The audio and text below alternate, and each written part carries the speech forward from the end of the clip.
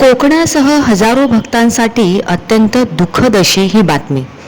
मालवण कट्टा येथील परमपूज्य राणी महाराज मठात परमपूज्य सुवर्ण उर्फ हसरे महाराज यांचे पार्थिव आज अनंतात विलीन झाले। भक्तिमय आणि शोकाकुल वातावरणात हजारो भक्तांच्या उपस्थितीत आज सकाळी त्यांच्या पार्थिवावर अग्निसंस्कार करण्यात आलाय। मालवण कट्टा येथील परमपूज्य राणी महाराज मठ परिसरात आज सकाळपासूनच भक्तांची मोठी गर्दी पाहायला मिळाली। शुक्रवारी सायंकाळी 4:16 परमपूज्य सुवर्ण उर्फ हसरे महाराज यांनी देह ठेवला होता। त्यांच्या देहत्यागाची बातमी समजताच कोकणासह महाराष्ट्र, गोवा आणि कर्नाटकातील भक्तांमध्ये शोककळा पसरली होती। आज शनिवारी सकाळी 10 वाजता मठात अग्निसंस्काराच्या धार्मिक विधींना सुरुवात झाली। श्रीराम जय राम जय जय राम या जयघोषांनी परिसर दुमदुमून गेला होता।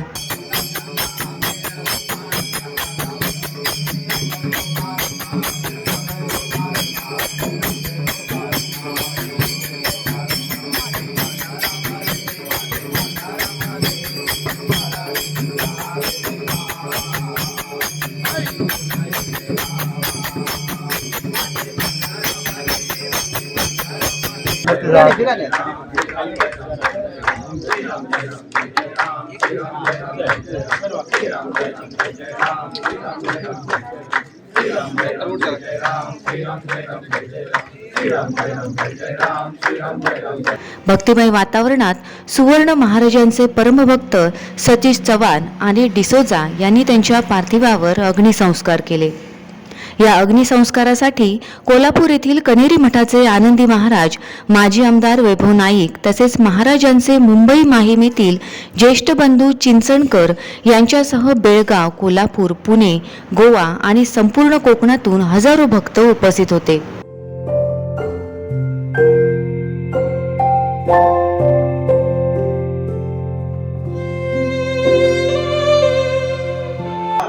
परमपूज्य सुवर्ण महाराज उर्फ हसरे महाराज यांची ओळख परमपूज्य राणे महाराज यांनी आम्हाला 2003 सालात करून दिली आणि तेव्हापासून परमपूज्य सुवर्ण महाराज हे आपल्या राणे महाराजांच्या तसेच हसरे महाराजांच्या आपल्या भक्तांमध्ये त्यांच्या घरी त्यांच्यासोबत राहून त्यांना मार्गदर्शन, त्यासोबत स्वतःही ते नामस्मरण आणि इतर जे काही मार्गदर्शन होतं जे स्वतः महाराज करत होते। 2, 4, 6 अशा समसंख्येमध्ये कोणत्याही वस्तू देणे किंवा घेणे किंवा जे काही करायचं असायचं ते त्या समसंख्येत करायचे। मी आणि माझे गुरु यांना 2 गोष्टी लागतात। अशा प्रकारचे त्यांचं जे साधं आणि सरळ आणि संसारात राहून परमार्थ कसा साधायचा ह्या गोष्टी फक्त त्या सांगत नव्हते, तर ते स्वतः आचरणात आणून दाखवत होते। म्हणजे घरातील लहान मोठी अशी कामं अशी क्षुल्लकसुद्धा नाही, ते स्वतः करून की असं करायचं, नीटनेटकं ठेवायचं। जसं संसारात का सांगत होते तसंच परमार्थातलं की कशी भक्ती करावी, कोणतं नामस्मरण करावं। असंच नाही की तुम्ही गंध टिळे लावा, की नामस्मरण सतत चालू ठेवा आणि तुमच्या कार्याला तुमचं काम करत राहा, कर्म करत राहा, मी तुझ्या सोबत आहे आणि खरोखरच सोबत आहेत आणि ह्याही पुढे राहणार। माझा प्रत्यक्ष 2006 सालापासून जो संबंध आहे, दररोज न चुकता दिवसातून एक वेळा ते फोन करायचे आणि आश्चर्य चौकशी करायची। पहिले भेटायला बोलायचे कुठे, आणि फोन रिचार्ज म्हणजे त्यावेळी 500 रुपयाचा अनलिमिटेड नव्हतं। 2 दिवसात रिचार्ज संपायचं का परत फोन करायचे, 5 रिचार्ज संपलेला आहे आता हे करा म्हणून। असं ते करून करून आमची त्यांची जवळीक वाढत गेली आणि कुठे जरी असले तरी ते फोन करायचे दिवसातून एक वेळा तरी, आणि एवढं त्यांनी प्रेम दिलं होतं। असं प्रेम आम्हाला कोणीच दिलं नाही, ह्यानंतर कोण देईल असंही आम्हाला वाटत। आम्हाला आता खूप वाटायला पोरके झालेलो आहोत।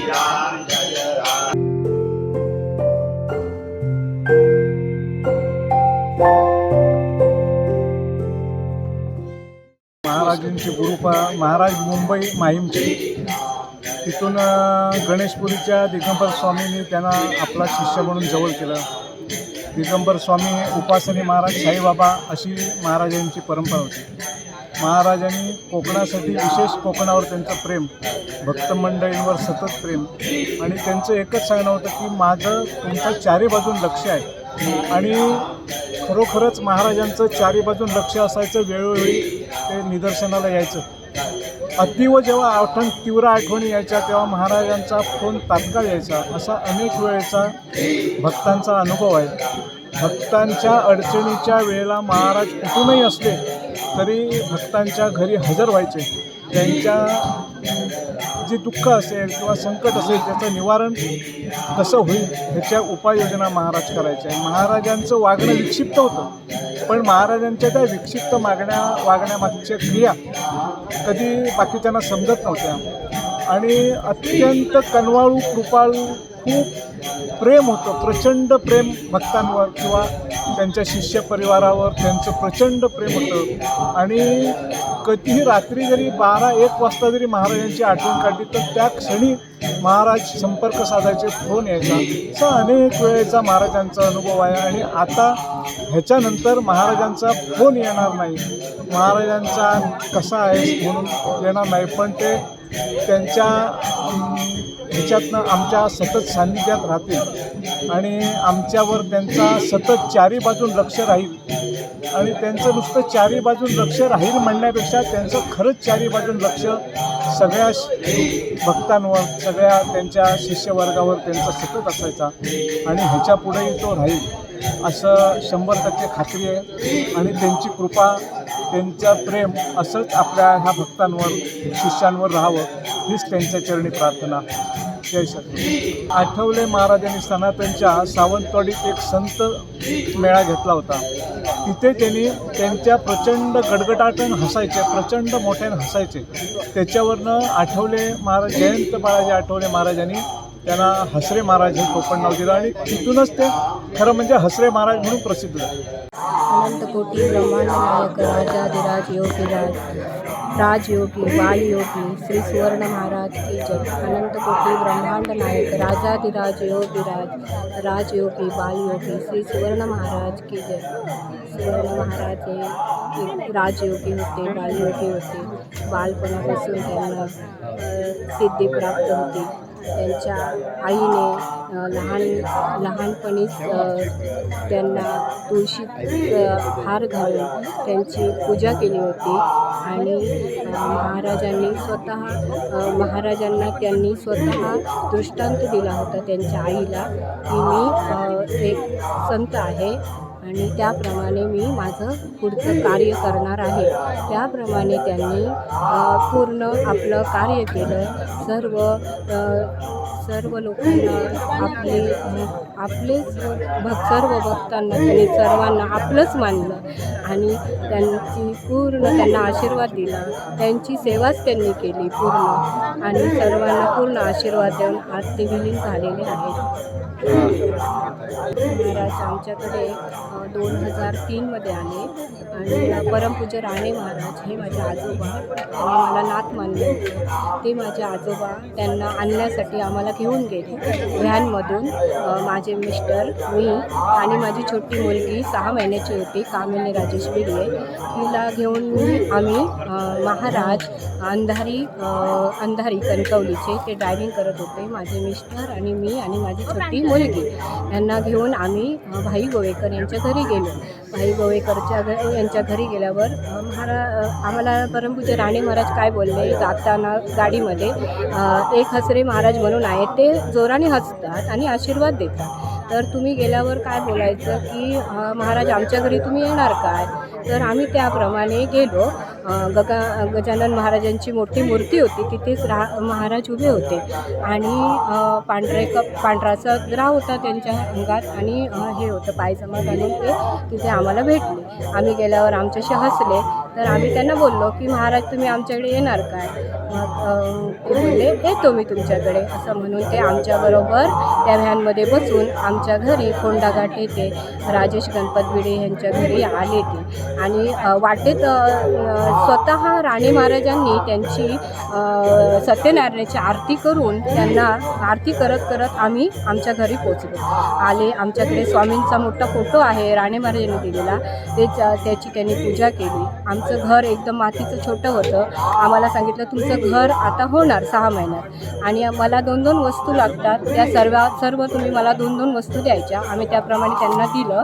त्यांनी तिथे पूजा केली आणि मग ते गेले. म्हणजे राणे महाराजांनी त्यांना गोवेकरांच्या घरी नेऊन सोडले. त्यानंतर ते आमच्या घरी खूप म्हणजे 2 वर्षांनी आमच्या घरी आले ते.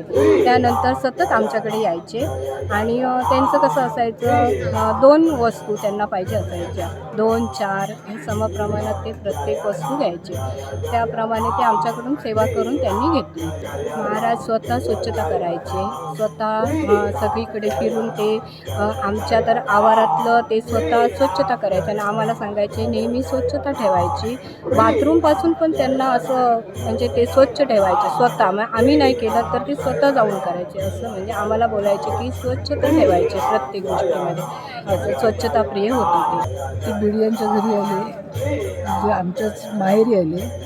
त्यापासून त्यांचा आम्हाला आतापर्यंत सहवास होता. लास्टपर्यंत पण आता त्यांनी आमच्याकडून सेवा करून घेतली आणि त्यांनी भरपूर असे आशीर्वाद आम्हाला दिले. आणि त्यांच्या आठवणी सांगायच्या तेवढ्या थोड्याच आहेत.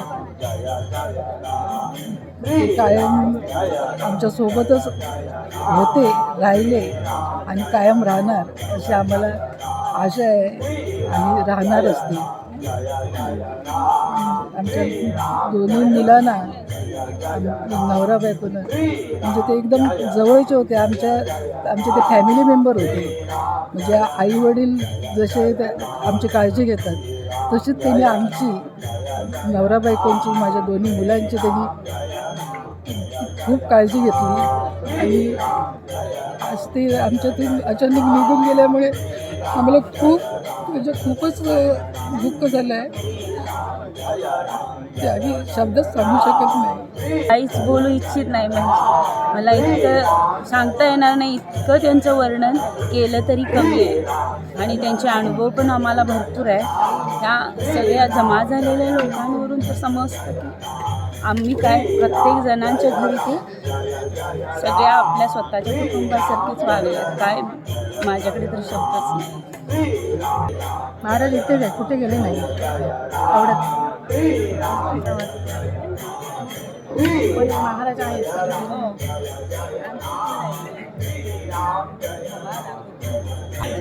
ठेवून गेले. कोकण भूमी ही अवलिया संतांची पवित्र भूमी म्हणून ओळखली जाते. अनेक महान संतांच्या पदस्पर्शाने पावन झालेल्या या भूमीत परमपूज्य सुवर्ण उर्फ हसरे महाराज यांनीही गेल्या 4 दशकांपासून आपला आध्यात्मिक वावर ठेवला होता. त्यांच्या प्रेमळ स्वभावाने, साधेपणाने आणि आध्यात्मिक मार्गदर्शनाने असंख्य भक्तांच्या जीवनाला दिशा मिळाली. सर्वांची वाट बघते तुमची पण. सकाळ सांगत आहे संध्या तरी कामं होणार तुमच्याला. चारी बाजूने लाभ ठेवणार. तुम्हाला कोण काय. आज आम्हाला 1998 साली पहिल्यांदा त्यांची भेट झाली नरसोबावाडीमध्ये. त्यावेळेपासून त्यांचं एक प्रेम होतं. त्यांनी प्रत्येकानं सांगायचे आम्ही तुमचे तुम्ही आमचे. आणि त्यांचं एक वाक्य असायचं की तुझं आहे तुझ्यापाशी. आणि तशा पद्धतीनं त्यांनी प्रत्येकाला आधार दिला. आणि जो काही आमची आज भरभराट उत्कर्ष आहे त्यामध्ये महाराजांचा आशीर्वाद वरदस्त आहे. शेवटपर्यंत त्यांनी लाभ दिला मला, शेवटच्या दिवसापर्यंत. खरं म्हणजे शब्दात सांगणं कठीण आहे ते. आणखी त्यांनी मला बेळगाववरून बोलवून घेतलं, सेवा बाकी आहे या म्हणून. आणि त्याच्यानंतर जो लाभ दिला तर शेवटपर्यंत. तर खरं काय बोलणं म्हणजे कठीण होते. म्हणजे त्यांचे खूपच काही सांगू नाही शकत. खूपच याचा चमत्कार की ते देवळात लहानपणी देवळातच असायचे 3-3 वाजेपर्यंत. आणि ते देवळातून परत रात्री घरी यायचे ते 3 नंतर. म्हणजे त्याला दत्त महाराज प्रसन्न आहे त्याला. त्याच्यामुळे त्याला खूप हे आलं. आणि लोक त्यांची खूप पूजा करायची. त्यांची 2022 मध्ये महाराजांचे म्हणजे आमचा संपर्क झाला सगळ्यांचा. सांगण्याचा उद्देश असा आहे की आमचे आबा महाराज कानोलकर कोल्हापुरातले त्यांनी देह ठेवला आणि त्यानंतर महिनाभरातच महाराज आले आणि आबा महाराजांचे जेवढे आम्ही काही परिवारातले होतो त्या सगळ्यांशी संपर्क करून प्रत्येकाला वैयक्तिक जाऊन भेटून काहीही कुणालाही कल्पना न देता त्यांनी त्यांच्यावर आमच्या सगळ्यांच्यावर एक कृपा आशीर्वाद एक मायेचा हात त्यांनी ठेवला की आज आबा नसले तरी मी आहे हे त्यांनी नकळत दाखवलं, कधी बोलून दाखवायचे नाही. असाच प्रकार इथं आल्यानंतर पुढच्या 2 वर्षात काय आलं की नामदेव महाराज असतील, राणे महाराज असतील, मौनी महाराज असतील, कलावती आई असतील, त्यांचा जो काही शिष्य परिवार भक्त परिवार इकडे कोकणात आहेत त्या सगळ्यांना महाराजांनी आपलंसं केलं. श्री महाराज यांच्या आठवणी अशा आहेत की मालवणमध्ये आल्यानंतर आमची ओळख झाल्यापासून आमच्या दुकानात आम्ही कपड्याचा व्यापारी आहे आणि ह्या व्यापारामध्ये येऊन बसले आणि ती एक आम्हाला आमची आठवण राहिलेली आहे. मालवणमध्ये माझ्या दुकानात येऊन माझ्या याच्यावर बसलेले त्यावेळेस आणि त्याच्यानंतर आमची जी ओळख वाढली त्या ओळखीमध्ये एवढे आम्हाला चांगले अनुभव आले की त्यांचे आशीर्वाद आमच्या पाठीशी कायम आहेत. राजाधिराज सुवर्णाश्रय महाराज राणे महाराजांच्या 5 वर्षानं पुण्यपावन झालेली ही पवित्र भूमी आणि या पवित्र भूमीमध्ये आमचे हृदयस्थ असणारे विश्वव्यापक असणारे अवलिया पुरुष सुवर्ण हसरे महाराज यांनी खुंटीला अडकून ठेवला आणि त्या खुंटीला अडकलेल्या शब्दाचं दहन म्हणून त्यांचे गुरु असणारे राणे महाराज आणि मौनी महाराज त्यांनी अगोदरच सांगून ठेवलेलं होतं या दोन्हीच्या ठिकाणी माझं काय झालं पाहिजे, जागा मला पाहिजे आणि ते त्यांची सत्यता आज सर्व भक्तांनी या ठिकाणी पूर्ण केली. एक अवलिया पुरुष या कलियुगामध्ये कुठल्याही प्रकारचं लोभ वगैरे काही नाही, परंतु देत राहायचं एवढं त्यांचं काम होतं. भक्ताचं कल्याण व्हावं याच्यासाठी प्रत्येक देवताला ते सर्व इच्छा पूर्ण होऊन द्यात माझ्या भक्ताच्या म्हणून सतत कार्य करत राहायचं आणि ते कार्य आज या ठिकाणी या सगळं भक्त मनाने तसंच चालवून ठेवायचं आहे. त्यांनी शर्ट आपल्या खुंटीला अडकून ठेवला, ते मेलेले नाहीत, कधी गेलेले नाहीत. आम्ही त्यांना हाक मारली की ते तुमच्या आमच्या संकटाला नेहमी हजर असणार आणि हे कार्य सतत आपण सर्वजणांनी पार पाडूया. त्यांच्या चेहऱ्यावर कायम असणारे हास्य आणि करुणाबाई स्वभावामुळे भक्त त्यांना प्रेमाने हसरे महाराज म्हणून ओळखत. अनेकांच्या आयुष्यात त्यांनी श्रद्धा, भक्ती आणि सकारात्मकतेचा दीप प्रज्वलित केला. परमपूज्य सुवर्ण उर्फ हसरे महाराज आज देहाने आपल्यात नसले तरी त्यांनी दाखवलेला भक्तीचा मार्ग आणि त्यांची पवित्र स्मृती भक्तांच्या हृदयात कायम जिवंत राहतील.